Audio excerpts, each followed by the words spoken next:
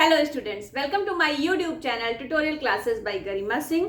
यहाँ पे हम पढ़ रहे हैं बिजनेस स्टैटिस्टिक्स एंड एनालिटिक्स। ये एमबीए फर्स्ट सेम की मैथ्स का नाम है और इसमें हम लोगों का एक टॉपिक हो चुका है, लेक्चर 1 हो चुका है जो 5 मार्क्स में पूछा जाता है। आज हम लोग का स्टार्ट हो रहा है लेक्चर 2, जिसमें हम लोग पढ़ेंगे scope oblique application of statistics. अगर एग्जाम में 15 मार्क्स का क्वेश्चन आता है और उसमें ये पूछा जाता है कि स्कोप ऑफ स्टैटिस्टिक्स लिखिए या एप्लीकेशन ऑफ स्टैटिस्टिक्स लिखिए, तो आपको ये सारी चीज़ें लिखनी होंगी। ठीक है, तो हम आपको टॉपिक्स कवर करवा रहे हैं क्वेश्चन के थ्रू, जिससे कि आप लोगों को तैयारी करने में कोई भी दिक्कत ना हो। ये पूछा जाता है क्वेश्चन, इंपॉर्टेंट क्वेश्चन है। ठीक है, तो सबसे पहले आइए देखते हैं कि स्टैटिस्टिक्स एंड द गवर्नमेंट मतलब, अच्छा स्कोप का मतलब आप लोग समझते हो।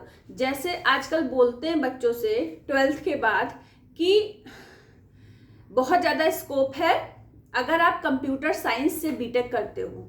तो इस स्कोप का मतलब क्या है? इस स्कोप का मतलब है कि अगर आप कंप्यूटर साइंस से बीटेक करोगे तो आपको जॉब मिलने में प्रॉब्लम नहीं होगी, क्योंकि मार्केट में सीएस वाले बच्चों को सबसे पहले प्रेफरेंस मिलती है। ठीक है, तो इसी तरीके से स्कोप ऑफ स्टैटिस्टिक्स या एप्लीकेशन ऑफ स्टैटिस्टिक्स का पहला पॉइंट है स्टैटिस्टिक्स एंड द गवर्नमेंट। अगर स्टैटिस्टिक्स का यूज सबसे ज़्यादा कौन करता है? गवर्नमेंट करती है। किस तरीके से? जैसे डेटा कलेक्ट करती है कि यहाँ पे कितने लोग हैं, उन सब के बारे में उनकी पूरी हिस्ट्री पता करती है, फिर उनको टेबल के फॉर्म में या किसी इंफॉर्मेशन के फॉर्म में उसको रखती है। तो स्टैटिस्टिक्स का यूज़ होता है इसमें। ठीक है, तो गवर्नमेंट इसका यूज़ करती है सबसे ज़्यादा। और दूसरी जगह कहाँ यूज़ होता है? क्वालिटी कंट्रोल में। क्वालिटी कंट्रोल में स्टैटिस्टिक्स का इतना ज़्यादा यूज होता है कि इसको बोलते हैं स्टैटिस्टिकल क्वालिटी कंट्रोल। ठीक है, तो और इसके बाद अच्छा, ये सारे जितने भी पॉइंट्स लिखे हैं इसको डिस्क्राइब करके हम डिस्क्रिप्शन बॉक्स में दे देंगे, भेज देंगे डिस्क्रिप्शन बॉक्स में। आप डिस्क्रिप्शन बॉक्स से नोट्स जो हैं आप निकाल लेना या प्रिंट आउट ले लेना या लिख लेना और उसको तैयार कर लेना। और इस तरीके से एक टॉपिक तैयार करते चलिए कि आपको एग्जाम से पहले कुछ भी पढ़ने की जरूरत नहीं पड़ेगी।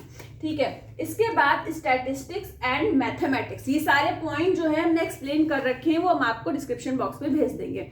स्टैटिस्टिक्स एंड मैथमेटिक्स, अगर आपको मैथमेटिक्स बिल्कुल भी नहीं आती है तो आप स्टैटिस्टिक्स आपको समझ में नहीं आएगी। ठीक है, क्योंकि उसमें आप जो टेबल बनाते हो, कैलकुलेशन करते हो, आपने अगर इससे पहले बीसीए कर रखा होगा तो उसमें एक एलिमेंट्स ऑफ स्टैटिस्टिक्स पेपर हुआ करता है। उसमें सारी जो है मीन, मीडियन, मोड, ये सारी चीज़ें ये स्टैटिस्टिक्स में पढ़ाई जाती हैं सारी चीज़ें। तो बिना मैथमेटिक्स के आप सॉल्व नहीं कर पाओगे। तो मतलब कि आपको मैथ की नॉलेज होनी चाहिए तो आप स्टैटिस्टिक्स के बेसिक कॉन्सेप्ट्स को समझ पाओगे। इसके बाद है स्टैटिस्टिक्स एंड इकोनॉमिक्स, जो भी हमारी अर्थव्यवस्था होती है।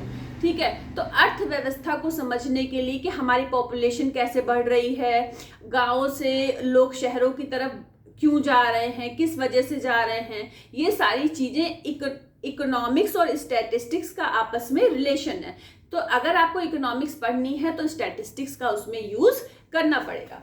इसके बाद आता है स्टैटिस्टिक्स एंड रिसर्च। रिसर्च में क्या होता है कि एक बहुत बड़ी पॉपुलेशन है। ठीक है, तो उससे आपने एक छोटा सा सैंपल लिया, उस सैंपल पे आपने रिसर्च करी, रिसर्च करने के बाद कुछ रिजल्ट निकला और उस रिजल्ट को आपने अप्लाई कर दिया पूरी पॉपुलेशन में। तो इस पूरे प्रोसेस में क्या यूज हो रही है? स्टैटिस्टिक्स। इसके बाद स्टैटिस्टिक्स इन बिजनेस मैनेजमेंट। ठीक है, तो इसके आपके 4 पॉइंट हैं। पहला पॉइंट है एंटरप्रेन्योर। ठीक है, तो एंटरप्रेन्योर मतलब अगर कोई व्यक्ति अपना नया बिजनेस शुरू करने जा रहा है तो सबसे पहले उसे किस फील्ड में अपना बिजनेस शुरू करना है। अब उसे ये पता चल गया कि किस फील्ड में शुरू करना है। अब जैसे आपको एग्जाम्पल लेते हैं कि कोरोना टाइम में सबसे ज़्यादा लोगों ने क्या खरीदा है? साइकिल्स। ना कार खरीदी गई है, ना बाइक्स खरीदी गई, ना स्कूटी, ना स्कूटर। सबसे ज्यादा अगर कुछ खरीदा गया है तो साइकिल्स खरीदी गई है। क्यों? क्योंकि डॉक्टर्स ने बोला कि आप लोगों को अपनी हेल्थ का ध्यान रखना पड़ेगा, इसके लिए आपको साइकिल चलानी पड़ेगी। और कितने किलोमीटर, ये डिपेंड करता है कि आपकी बॉडी को कितने किलोमीटर की जरूरत है, कि आप कितना चलाइए, कितनी एक्सरसाइज आप करिए। तो बच्चों से लेके बड़ों तक, अगर फैमिली में 4 मेंबर हैं तो उनके घर में 4 साइकिल हैं। तो किसी ने अगर कोरोना टाइम में बिजनेस शुरू करा तो उसने पहला साल जब कोरोना शुरू हुआ था तो उसने रिसर्च करी। पहले उसने देखा मार्केट में जाके कि कौन सा बिजनेस हम करें तो हमारा बिजनेस जो है फटाफट चलना शुरू हो जाएगा। तो जो बिजनेस करने के लिए उसने रिसर्च करी, जो डेटा इकट्ठा किया, सब कुछ करा, उसमें किस चीज का यूज हो रहा है? स्टैटिस्टिक्स में। मतलब एंटरप्रेन्योर के लिए भी स्टैटिस्टिक्स कितनी इंपॉर्टेंट है, बिना इसके वो नहीं कर पाएगा। ठीक है। इसके बाद जो लोगों ने साइकिल खरीदी, क्या उन लोगों ने कोई कमी बताई, इसमें क्या हुआ, उस सारी चीजों को पढ़ने के बाद, उस पर रिसर्च करने के बाद ही वो अपना बिजनेस स्टार्ट करेगा। इसके बाद है बैंकिंग। बैंकिंग में डेटा को अप टू डेट रखने के लिए बैंकर्स क्या करते हैं? बैंक में जितने काम करते हैं, वर्कर्स काम करते हैं, वो अपने डेटा को सही से रखने के लिए, अप टू डेट होने के लिए स्टैटिस्टिक्स का यूज करते हैं। इसके बाद है क्वालिटी कंट्रोल। हमने आपको बता ही दिया, स्टैटिस्टिक्स का यूज क्वालिटी कंट्रोल में होता है, इसीलिए इसको स्टैटिस्टिकल क्वालिटी कंट्रोल बोलते हैं। कैसे? अगर कोई प्रोडक्ट मार्केट में आया, उसे लोगों ने खरीदा, उसके बाद लोग बताते हैं कि ये अच्छा है कि खराब है, ठीक है, तो उस हिसाब से शॉपकीपर क्या करता है? अगर बता दिया बहुत ही खराब है तो वो अपनी शॉप पे उस प्रोडक्ट को रखना बंद कर देगा। क्या खराबी है ये पता किया जाता है कस्टमर से। अगर क्या खराबी पता चल गई, फिर उसकी क्वालिटी को कंट्रोल करने के लिए उसमें जिन जिन चीज़ों की कमियां हैं वो चीज़ें ठीक करी जाती हैं, फिर मार्केट में उसको लाया जाता है। लाने के बाद फिर सही में अब कुछ ठीक हुआ है, अब लोगों ने लेना शुरू करा है, अब परफॉर्मेंस कैसी है उस प्रोडक्ट की। तो ये सारी चीज़ें जो है स्टैटिस्टिक्स के थ्रू ही आप कर पाते हो। इसके बाद है आपका लास्ट टॉपिक है मार्केटिंग।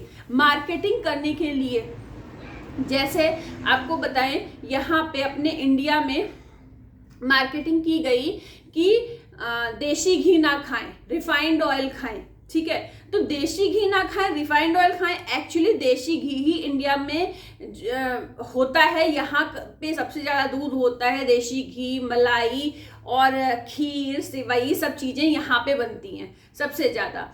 तो ये मार्केटिंग करी गई कि हार्ट के लिए देशी घी बहुत खराब है, और अभी तक भी बहुत सारे जितने भी लोग हैं, हमें नाम नहीं लेना है, तो अभी भी ये एडवर्टाइजमेंट चलता चला जा रहा है कि हार्ट के लिए देशी घी बहुत ज़्यादा खराब है। इनफैक्ट रिफाइंड ऑयल घर में यूज नहीं करना चाहिए। मस्टर्ड ऑयल यूज करिए या फिर देशी घी यूज करिए। आप दूध मंगाते हैं, घर में निकालिए, उसके बाद उसको यूज करिए, उससे बेहतर कुछ भी नहीं होता। आपका ब्रेन शार्प होगा।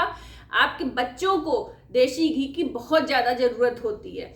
बोलते हैं ना कि हमारा बच्चा याद नहीं रख पाता चीज़ें, वो जल्दी जल्दी भूलने लगता है। उसका रीज़न क्या है? क्योंकि आप अच्छी चीज़ें उसको नहीं खिला रही है। रिफाइंड ऑयल घर से निकाल दीजिए, बिल्कुल भी मत यूज़ करिए। पूड़ी बनानी है तो भी, पकौड़ी बनानी है तो भी, ये सब मस्टर्ड ऑयल में बनाइए।